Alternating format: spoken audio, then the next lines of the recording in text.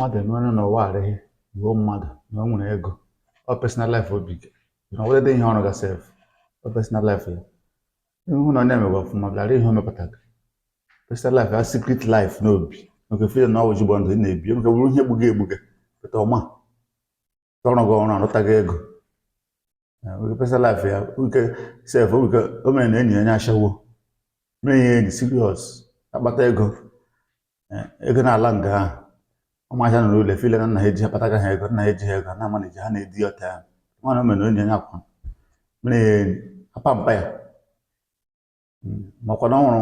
mebi ọnwetochi nwaanyị mmadụ na di mebi mgbe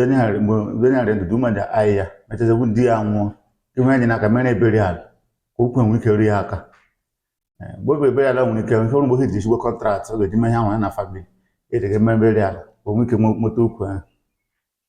eruzie echi realize na eme mistake asọ ọwa agwụ na agwụ ọkwaghị ọwa agwụ na-azụ agwụ naanị ndị ụlọ aka n'ọrịa ndị awụsa nụkwa n'ọnụ ha ji arịa agwụ ndị yoruba